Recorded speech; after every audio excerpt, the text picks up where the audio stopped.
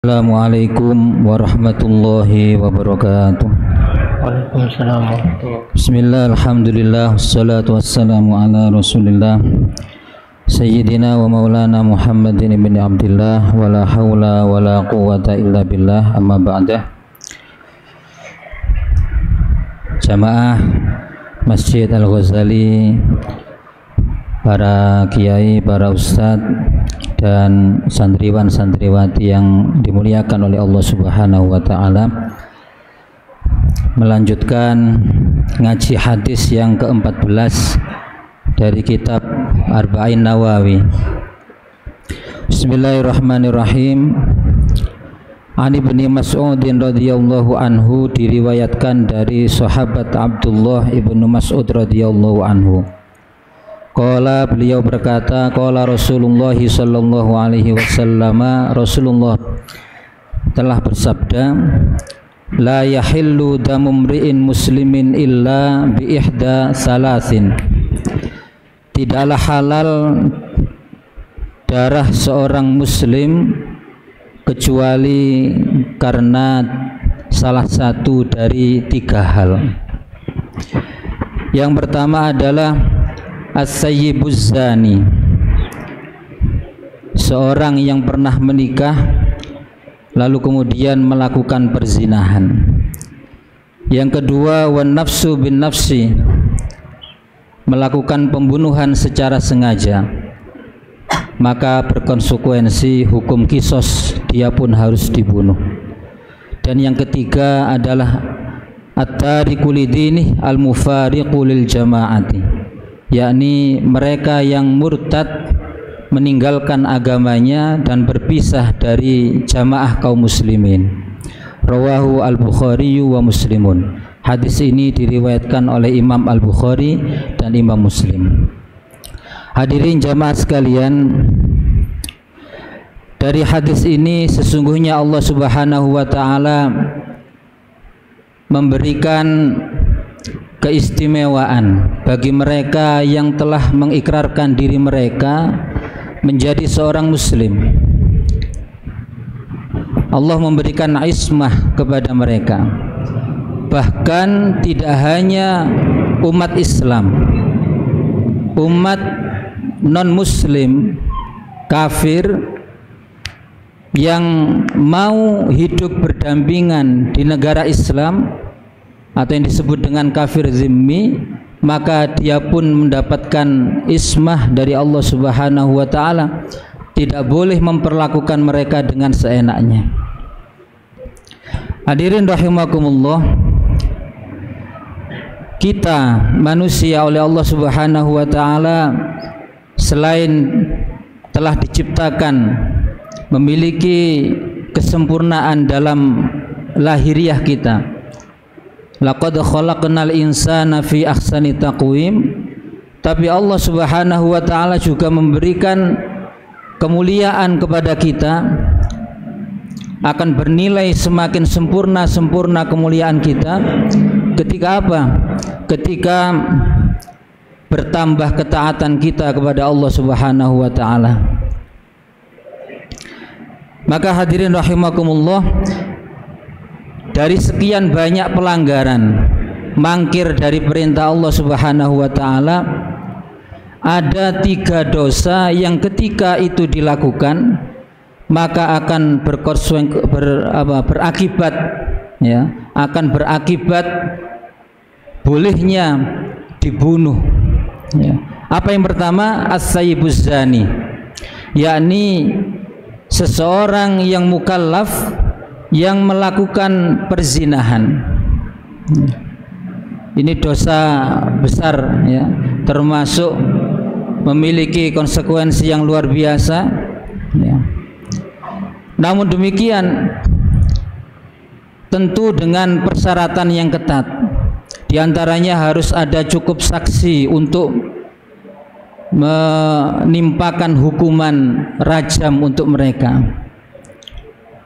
Sehingga dalam sejarah Rasulullah Shallallahu Alaihi Wasallam hanya 2 kali menimpakan hukuman rajam, menghukum mati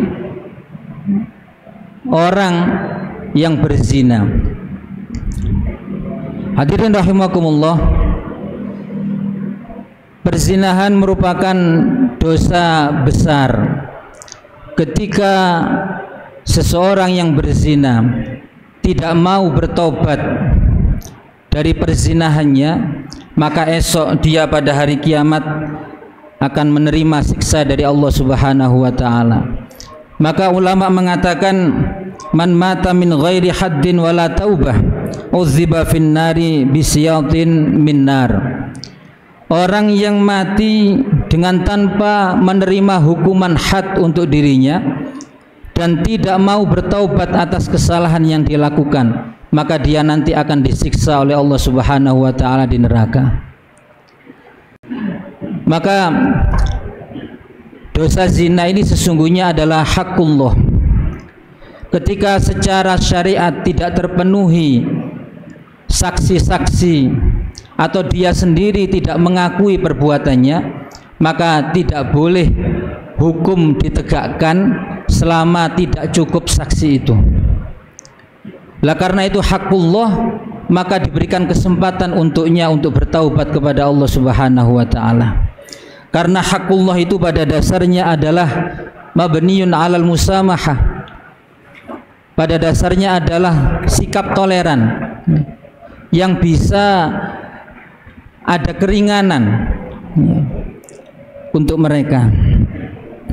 Lah apakah hukuman rajam itu? Hukuman rajam itu adalah mereka dipendam ya setinggi satu lehernya, kemudian dilempari batu sampai mati. Ini hukuman yang berlaku di negara Islam dan harus ditegakkan ketika cukup saksi oleh seorang imam. Dalam konteks Indonesia tidak berlaku ini, karena memang kita bukan negara Islam, tapi dengan mayoritas muslim. Hadirin rahimakumullah, dengan adanya perzinahan ini maka rusaklah harga diri manusia, rusaklah aturan agama, rusaklah tatanan sosial di masyarakat. Maka orang yang pernah berzina ketika dia memiliki seorang anak perempuan katakan, maka dia tidak bisa menjadi wali nikahnya ya. Dia punya anak, maka anak ini nanti tidak bisa menjadi ahli warisnya dan tidak bisa mewarisi harta yang dia tinggalkan ya. Maka keistimewaan itu yang dimiliki oleh seorang muslim akan hilang karena perzinahan yang dilakukan. Yang kedua, wan nafsu bin nafsi, adalah dosa karena melakukan pembunuhan secara sengaja. Dan ini pun merupakan dosa yang besar. Maka firman Allah Ta'ala, man qatala nafsan bighairi nafsin aw fasadin fil ard faka'annama qatalan nasa jami'a. Orang yang melakukan dosa pembunuhan, maka seolah dia membunuh umat manusia. Yang ketiga, hadirin rahimakumullah, wattariku lidinihi al-mufariqul jamaah ya. Seorang yang melakukan kemurtadan. Apa itu murtad? Murtad itu adalah ikrar dia untuk keluar dari Islam. Atau tidak hanya itu, ada kelakuan atau ucapan dia yang menunjukkan bahwa dia itu sudah keluar mangkir dari aturan Allah secara sengaja. Itu juga dianggap murtad. Maka murtad itu ada tiga. Ada murtad i'tiqadi ya, dalam hatinya dia sudah tidak meyakini kebenaran ajaran Allah ya. Ada murtad secara qauli, secara lisan dia terang-terangan ya, tidak mau sholat karena memang tidak percaya dengan perintah sholat ya. Atau murtad fi'li, secara perbuatan ya, nyata-nyata dia melakukan sesuatu yang yang dilakukan oleh selain orang Islam, katakan demikian. Maka itu hadirin rahimakumullah, marilah dengan pengajian pada malam hari ini kita serap, kita menjadi pribadi muslim yang betul-betul menjalankan perintah Allah Subhanahu wa taala. Demikian apa yang bisa saya sampaikan, semoga bermanfaat, semoga berkah untuk kita sekalian. Wallahul muwaffiq ila aqwamit thoriq. Assalamualaikum warahmatullahi wabarakatuh.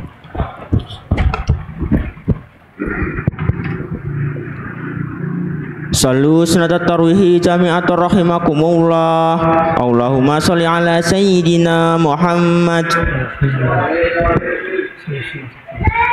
Allahu Akbar. Bismillahirrahmanirrahim.